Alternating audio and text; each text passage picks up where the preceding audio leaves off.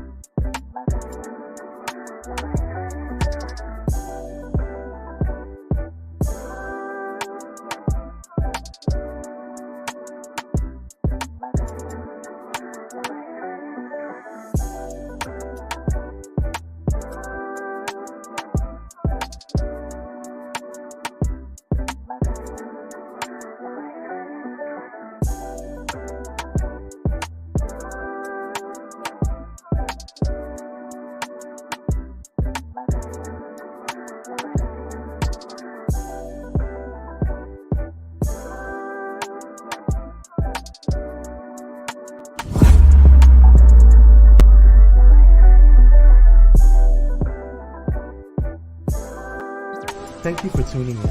If this is your first time joining us, welcome. We hope your experience is fruitful. Please feel free to visit our website to find out how you can join our growing family. While we are loading your experience, please do us a quick favor and hit that like button from whichever platform you're watching or listening on. Also, share so others may enjoy as well. And we hope you would consider hitting that subscribe or follow button so you can check out more of our amazing content. All right, let's start the show.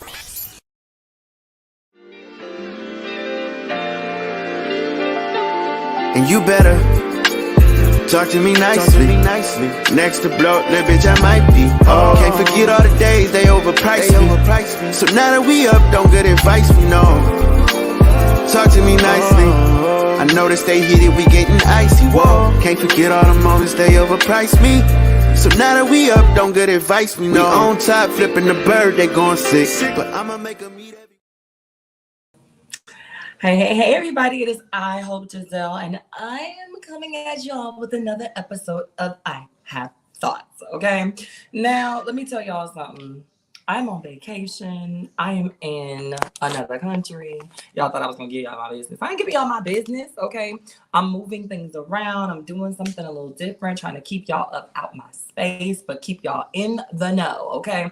So this week, we got a couple of different things that I want to talk about. Some of the stuff is a little gaggery. Some of the stuff is a little, serious. And I just want to run through a couple of different topics. And today, I want to see what my producer is going to gag me with. So I'm going to allow my producer to tell me which topic I'm going to run through first, because honestly, all of them are good ones. So I gave my producer a couple of different topics, and we're about to see which one they want to see me run through first. Because y'all, there's a lot going on this week. You know what? And this is why I love my people. Lil Nas X. Okay, let's start here. In case you've been under a rock, Lil Nas X has been on hiatus for quite some time. Now, this young man has been known for being the troll of the trolls in the best of ways, okay? If you are not a Lil Nas X fan, I'm gonna need you to get into it. And I'm not talking about just the singles. You gotta listen to the album. You gotta get into the fashions. You gotta get into the overall aesthetic of this young man. Because he is, when I say a literal superstar in all of the ways, I think that he handles fame well. I think that he handles criticism well. I think that he handles his fan base and the people who are the haters well. And I just think that he does it in a way that makes himself even more marketable to people who want to buy into his brand, okay? Now, in case you have not been following him, he has resurfaced recently after his hiatus from, his first album being really uber successful, his singles doing really well, all of the things just going really well for him. And he has told us that he has another single. Now, what is so interesting about this is that outside of having another single popping up, Lil Nas X is doing the Gag Nation of promotions, okay? So he started and opened up a couple of weeks on Twitter where he told people that he really wanted to create this church album. He wanted to do this real fun, idea of what it might mean to, create Christian rap as this very queer, gay, effeminate, like butch queen, okay? And the Kings gagged because shortly after that he said, but sadly he was still gay. And this is just all creating buzz around the ways in which he's gonna come back for his obvious, second studio album and the first single off of the album. Now he's been teasing this song for the last, I don't know, I want to say maybe 2 weeks or so, and it's giving bop. It's giving bop. Okay, I feel like whatever this song is, when he does release it, we already know that Lil Nas X is really good for a visual. We already know that Lil Nas X is really good for giving us a bop and something that everybody can kind of sort of listen to and get in on, even if the homophobes don't want to admit it, okay? The little boy has talent, and he does a really, really good job at using that talent to make sure that we can all get a little jig in, okay? So I really love Lil Nas, and I just wanted to give him like major troll award vibes. I wanted to give him his flowers because I think that anybody who can take an industry by storm, who is trying to constantly set you up to fail, who is constantly fucking with you and trying to downplay your artistry and trying to downplay your talent simply because of who you are, I think that they deserve to be trolled, to be perfectly honest. And I think that Lil Nas X, rather than doing what a lot of these other celebrities do, no tea, no shade, but Lil Nas X takes that shit on the chin and he trolls their ass right back. You want to tell me that I'm a this, I'm a that? I'm gonna tell you, yes, I am, and also I'm this, that, and the third to go with it. So I'm gonna make you more uncomfortable about your bigotry than you're gonna make me uncomfortable about who I am. And I think that these are things that a lot of celebrities can definitely stand to learn from Lil Nas X. So I just wanted to shout out, in case y'all did not know, and in case you had not heard this snippet of his new single that's about to drop, I guess, any day now, go and check his page out. Check out the way that he's promoting this song. He is hilarious. I think that, if you're a person who doesn't take yourself too seriously, you can get into the gag nation of it all. You can get into the laughs, you can get into all the things. And I think that, speaking of Lil Nas X, the perfect segue into, from Lil Nas X into this next person, because we all know that Lil Nas X was a secret barb, but we really got to get into Jonathan Majors, okay? Jonathan Majors has really tore his ass, okay? And let me just say this. If you don't know who Jonathan Majors is, he is an extremely multifaceted, multi-talented. You cannot deny or take away this boy's acting chops, okay? Jonathan Majors is really a fucking amazing. And I think that it's a shame and it's pitiful that he's going through what he's going through with his ex-girlfriend, where he has been accused of assault and abuse and all of the things and X, Y, and Z. And y'all know at some point in these men's careers, at some point, somebody come up and say that they did a thing. And while we believe survivors, we also understand the nuances of what it means to be Black in this industry while believing survivors, okay? But also there's nuance to this, because dare I say it? Y'all think I should say it? I think I'm gonna go ahead and say it. Jonathan and all the rest of you Negroes, that's what y'all get for fucking with them white bitches. Y'all know better. Like, y'all know better. Stop fucking with them white girls. Y'all know that they only want y'all half the time because you got a little coin in your pocket. They don't really find y'all attractive. They don't really give a fuck about your talent. They don't care about what you're doing. They don't care about where you're going. They don't care about nothing that could concern you as a person as it pertains to you and your well-being if it is not funding their Birkin bag lifestyle. Y'all be out here chasing Becky, and Becky fucked y'all ass up every single time. Look here. I believe women. I really do. I believe victims, regardless of their gender. I really do. But when it comes down to this particular situation, not because he's a Black man, because Black men have not always been decent to me, despite the one that I'm married to, okay? But when we talk about Black men, I'd like to believe that there are just certain characteristics in Black men that I see that I don't necessarily think to be as abusive as people are trying to paint it out to be. Now, in case you have been under a rock and you thought, okay, but wait, what happened to him saying that he had evidence that acquitted him and he was, supposed to be free and clear? I was on the same page with y'all until about Sunday night, okay? So around sometime on Saturday afternoon, between Sunday morning and Sunday night, when it finally got to me, this young woman basically was able to surface text messages where this man told her that she needed to act like Coretta Scott King. Okay? She needed to hold it down like P.O.P. And what I don't understand is, why do you black men go over there, okay, to these white women who don't understand colloquialisms and say things like, I need you to be my Coretta, when you know goddamn well they're going to find a way to reverse racism Uno card that bullshit into some sort of victimhood and use their white woman tears to get your ass locked the fuck up. Why would you say that shit to that white girl, boy? You knew better than to text that shit to that white girl. What's so interesting to me, let me tell y'all something. I ain't famous by a long shot. I'm well known, right? I'm well respected. If you go into certain rooms in certain places, people might be excited that I got there, but I ain't famous, okay? And even I know with my non-famous ass that there's just certain shit I'm not putting in text messages. There's just certain shit I'm not giving you insurance to screenshot. There's certain things that I'm not giving you the leeway to ever use against me in the public court of defense. Ever. So when you are one of the highest ranked actors of the year, why the fuck would you be out here putting anything in writing in the age and the world of the screenshot? And even if it ain't a screenshot, bitches got 2, 3, 4, 5 phones. Bitches got best friends. I'ma use another person's phone to take a picture of my phone so you don't even know that I screenshotted this shit. There are just too many ways to get caught up, cased up, tied up, backed up, and mink, all up and through this industry. Why would you, Mr. Creed Part 3, let somebody mink your ass up into a corner with these messages? And then on top of that, to be perfectly honest with y'all, the way that this stuff is worded, I personally feel like it was a colloquial ask for her to show up in a way that Coretta Scott King showed up for Martin. Essentially meaning, be stupid, but be on my side. You know what I'm saying? I don't think that he was making an ask of her to be a slave or to, like work extra hard or work in ways that weren't, like conducive to her body. I just simply think that if you are Black, you would understand when a Black person or a Black man specifically says, I need you to get in your Coretta bag right now. You know what I'm saying?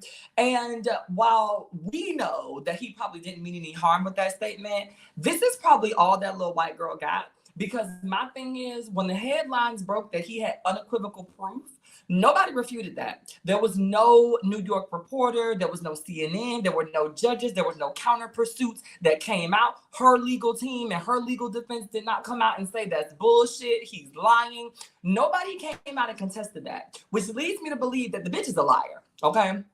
Howsoever, because you thought you had a cute payday coming, anything that your legal team can get their hands on to justify you getting some sort of pay so that they can get paid because they thought they had a surefire fucking case until he, as a Black man, pulled out whatever fucking Trump card, reversed it on your motherfucking ass, and now you was sitting there looking stupid with that goddamn legal bill. It was one of those things where I think that to help her out, her legal team was like, give us all of the dirt. It don't matter how stupid it is. It don't matter how minute it is. It don't matter how small. Give us everything because we going to make something and get some money about this nigga because you owe us a couple $100,000, right? And I think that that is where this is coming from.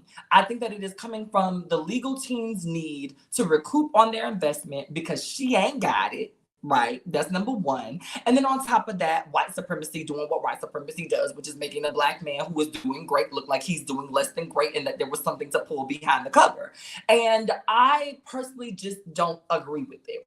Y'all let me know in the comments what y'all are thinking about this Jonathan Majors situation, because outside of the fact that I just don't like the idea that these niggas be running to these white bitches the second that they get a couple of dollars, I still don't like the idea of Black men being railroaded once they get successful, right? I don't like the idea of Black men who are doing great and outperforming a lot of the A-list white celebrities. I don't like how all of a sudden there's a scandal as soon as something pops off. It seems to me like all of these like A-list celebrities are starting to become more melanated.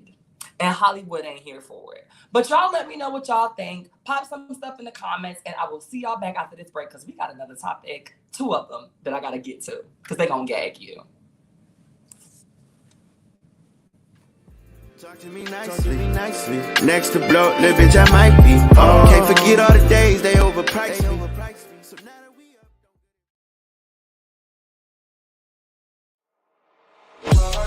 In a world filled with diversity, where radical faith and progressive believers come together, there's a place that's breaking all boundaries and embracing believers from all walks of life. Bullet and Flight Radio, where believers unite, boundaries break, and love triumphs. Step away from the chaos and noise of your daily life. Experience moments for yourself that are calm, serene, and full of peace. A necessary respite to foster growth within you, because self-care should be luxurious. Luxor Noir.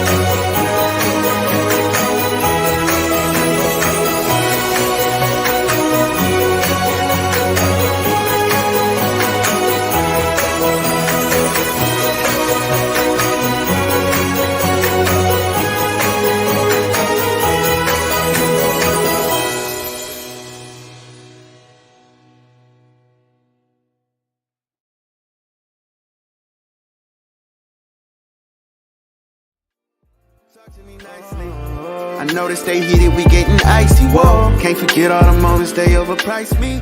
So now that we up, don't get it. Hey, everybody. I am back. This is me, Hope Giselle, with another episode of I Have Thoughts. And in case y'all have been under a rock or you missed the first half of the show, okay, I am coming back because today is a dish day, okay? We got a couple of different things that I wanted to cover, a couple of different things that I wanted to discuss, a couple of different things that I wanted to bring into the mix, okay? And one of them is a topic that I brought up on my Instagram channel this week. I want to give you all an opportunity to watch this video, and then we're going to discuss. So, roll it. Black men are the weakest link. We the weakest link, bro. And niggas ain't gonna want to admit it because it's too shameful, man. You know what I'm saying? We run around here calling ourselves kings and queens and all this other shit. We don't own shit. We ain't trying to build shit. We won't come together and build together. None of that shit, bro. All we do is promote the destruction of one another, man. That's all we do. You know what I'm saying? By the way of hip hop, by the way of social media, all this other shit. Man, white folks come along and do us any kind of way, bro. They can kill another one of us right in front of us, bro, and we ain't gonna do shit. We ain't gonna do nothing but march, bro. All we gonna do is march. But the moment another one of us, the moment somebody that look just like you, bro, the moment somebody look just like you make a comment on social media that they don't agree with, they ready to come kill you and your whole family, dog. You know what I'm saying? We running around here, we kings and queens of what, nigga? We don't own shit. We won't even save the money and put it in our community so we can build together, bro. You know what I'm saying? But we want to sit up here and be proud. Proud of what, man? You know what I'm saying? You call the white boy weak all you want to, man. When he felt play, guess what that nigga did? He went storm the Capitol.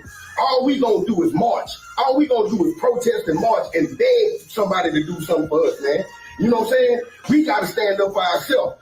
Right now, economically, bro, we the weakest link, man. All these basketball players, all these rapping ass niggas, bro, we ain't got no schools, we ain't got no banks, we ain't got no hospitals and nothing, Kimpo. And if you ain't got nothing to bargain with, bro, how can you come to the table? Black men. Now, let me tell y'all something. While this man might not have been all the way correct about his facts, right? There are Black banks. There are little things that Black people do own. These things are not happening ad nauseum, and Black people are not using them ad nauseum. Let's be very fucking clear about it. So a lot of folks in my comment section, because I asked people to have a dialogue, some people sat on this idea that this man was just crazy, like that he was all the way wrong. They completely disagreed with him, and they felt like he was doing too much of a generalization. But what I want to say is that as a Black trans woman, as a Black person, as a woman in America, I agree with everything that he is saying with a caveat, right? I think that the one thing that motherfuckers don't like is that when a cishet Black man who you would normally respect because of his masculinity and adjacency to what y'all want Black men to show up as, right? When a cishet Black man says the things that y'all say every other motherfucking day, the same things that we say about Black men every other fucking day, there's this need to then retract it or make it go away or make it small, because if one of them says it, it's going to be taken literally and too seriously, and therefore we're going to be expected to get our shit together. But when Black women are saying it, we just bitter. When Black queer people are just saying it, oh, we just mad and we weird and we mad because nobody don't like us.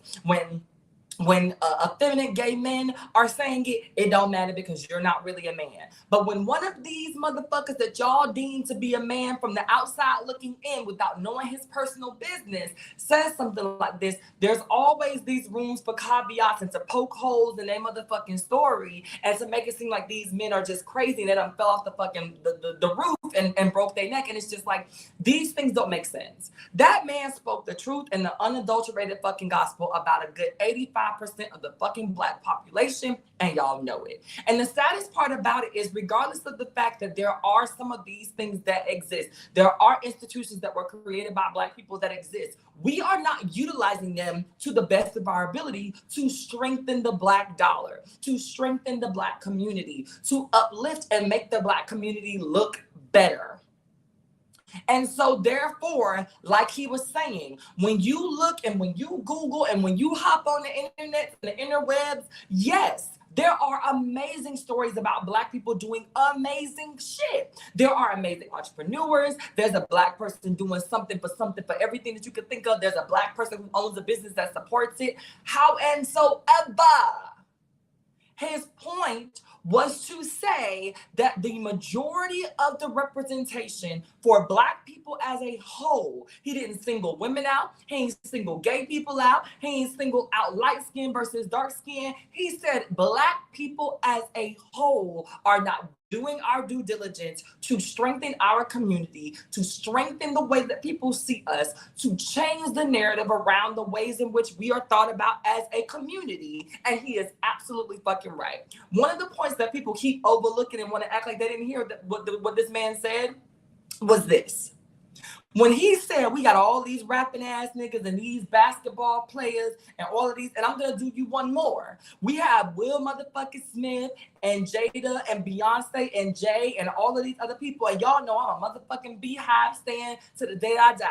But at the end of the day, we got too many motherfucking Black millionaires. We got Oprah, we got motherfucking Rihanna, we got Ye, we got all of these motherfuckers with all of this goddamn money complaining about not being invited to the Oscars and not getting a fucking Grammy, when they could pull their money together and give us one of the most lavish Black excellent fucking experience of the world and make that the new standard. They can literally we create everything else. We are the sauce for everything fucking else. What would make you think that if Beyonce didn't stamp her name on an award show and come up with a committee of people to give out awards for Black fucking excellence, that motherfuckers would not show up and want that award because the Queen Bee said, bitch, you were fired this year? What would make y'all think that that wouldn't be possible? The problem is motherfuckers ain't doing it. And that was the point that this man was getting at. We have all of this supposed wealth within the community, but we keep throwing it back into these folks that we want to complain, don't fuck with us. But at the end of the day, we are still giving them our coin actively, supporting their fashion brands actively. Gucci put that motherfucking little boy with that goddamn monkey suit on that shirt, and we were upset for 2.5 minutes, and then motherfuckers still went to like that damn Gucci store and got them shades, got them glasses, got them boots, and I am included in that. I'm not gonna sit back and act like I don't wear my little Gucci pouch purse every motherfucking day. But the problem here is when you don't feel like you have anything else to support that gives that same level of quality, what do you do? And how do you show up for your entire community when you don't even have access to the things that we want to complain that other people are not sharing with us? I'm not going to complain that the prices are marked up on Louis Vuitton because Louis Vuitton did not create that stuff for us to be up in it. They created that stuff to X themselves out. We just were a part of the trickle-down effect because we were never supposed to be able to afford a fucking bag that was over $20, okay? And so it's just like when you think about and when I hear the points that this man is making and I see people trying to justify how he's ignorant or how he's stupid or how he missed out on this or how he didn't do his Google search or whatever the case may be, just to overlook the fact that what he is saying is true. It doesn't make sense. And I think that what people hear first is the fact that he says that black men are the weakest link, and they get in their motherfucking feelings because the second that you remind a black man that he has to do better at all fucking costs, for some fucking reason, that is a challenge to y'all, but not in a positive way. What I think is that as black women, we've been told time and time again,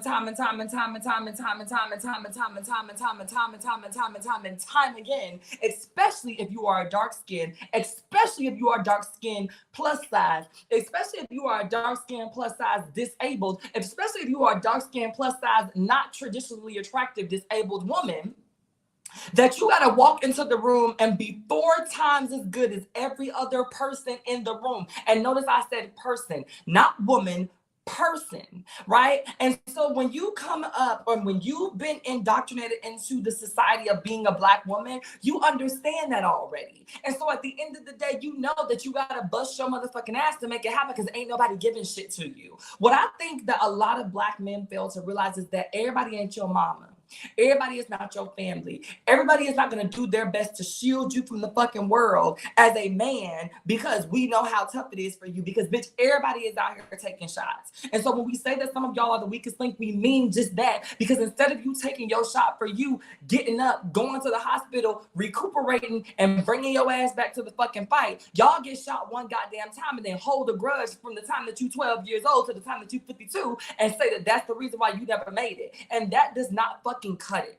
It does not cut it anymore to say that the reason that you are not surviving, the reason that you are not making it, the reason that you are not doing what the fuck you gotta do is because of this, that, and the third. The reason that you are not doing it is because you, black man, king of the community, are not doing what you need to do to amplify the people that are going to amplify this community in a way that you want to see it be amplified. Y'all love to talk about what we not doing, what we ain't got, who we ain't got, but y'all support every other motherfucking community than your own. And then y'all have the dumbest reasons for not supporting some shit. Oh, a gay nigga own that? I ain't supporting that. Oh, a woman owns that? I ain't supporting that dumbass shit. Oh, a gay nigga and a woman owns that? I ain't supporting that shit. Y'all will literally be at a protest and see a gay man standing next to you and not want to march for the cause no more because a gay man is standing next to you. It's dumb. And some of you all are the weakest link. But be mindful that if the shoe does not fit, you don't have to fucking wear it. But you do have to make those who do wear it aware that they need to do something better to get a bigger size. Because at this point, you are too complacent in this old ass Reebok that is falling apart and got a hole in the bottom of the foot. And we need you to do better, King. That is it. And if you cannot take that constructive criticism, I don't know what to tell you, okay? Have no idea what to tell you. So my last topic today is, now let me tell y'all something. The same way I told y'all about Beyonce, when I had a little negative opinion about Beyonce, even though I'm a part of the Beehive, I'm going to tell y'all right now, Barbs, don't do me. I'm going to tell y'all right now, Barbs, don't do me. The album wasn't that good. The album wasn't that good. It just wasn't that good. I'm gonna give it a couple more listens because, you know, I'm gonna give it a couple of more listens because, you know, but it wasn't that good. It just wasn't. And honestly, I didn't even like the artwork for real. Like, this artwork was not cute, not for real. Like, it's giving old Gag City, like whatever the fuck that shit was. And, like, I know like all of the barbs and all of the stuff. And I just, first of all, now my producer's being real shady. Because maybe my producers don't agree, but the album wasn't that good. I love Nicki, but I, like most people, miss mixtape Nicki. We miss the old Nicki. You know what I'm saying? And I really thought that we were going to get old Nicki on this album. We didn't. I got a bunch of recycled beats. I got a bunch of recycled taglines. I got a bunch of recycled, entendres. And then I got some vulnerability.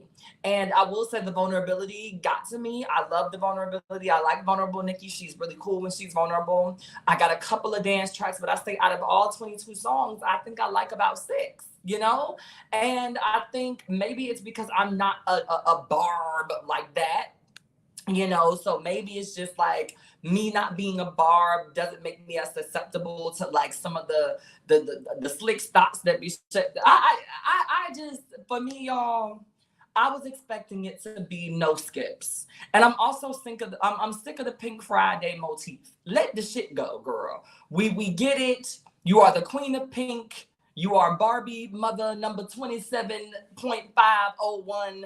We understand. I don't want another motherfucking Pink Friday nothing from you, okay?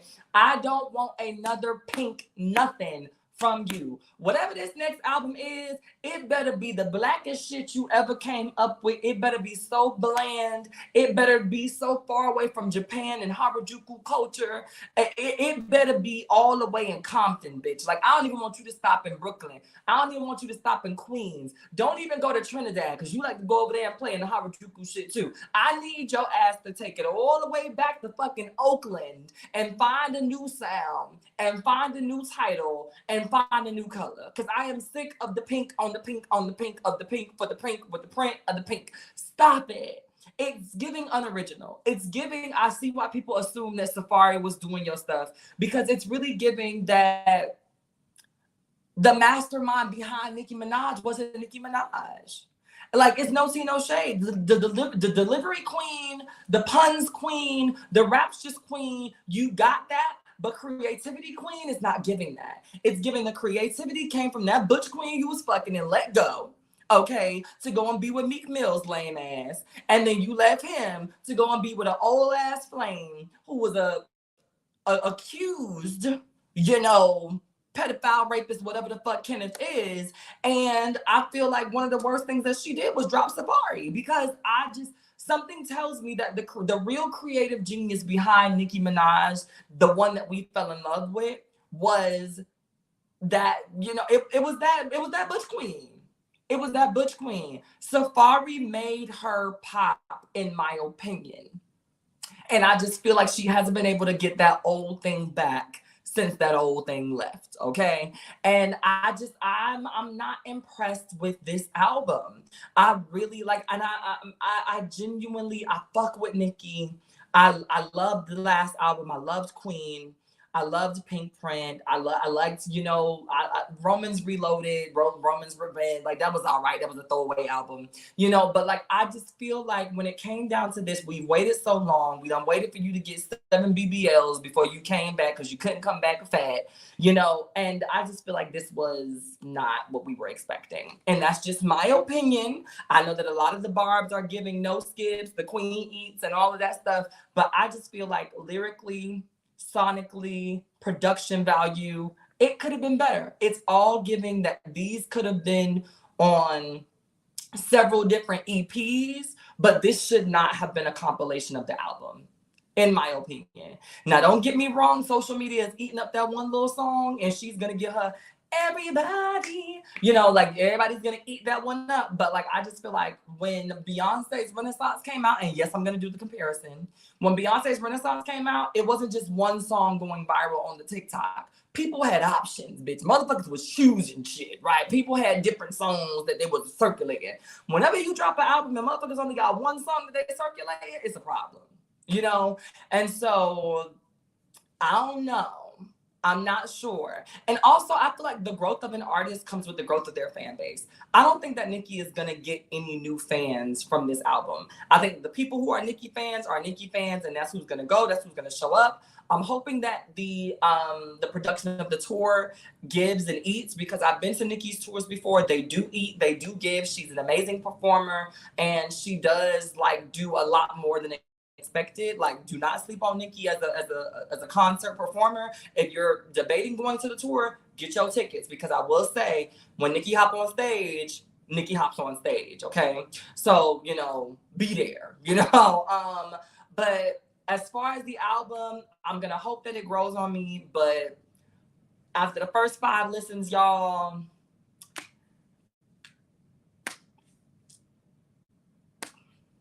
that's what I gotta say.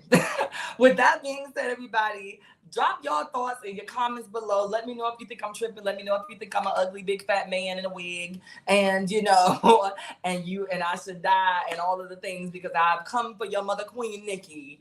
And let me know how y'all feel about all of the other topics. I don't have final thoughts for today, except for have the day that you deserve.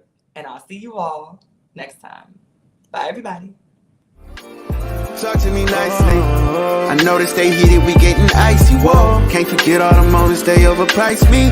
So now that we up, don't good advice, we know.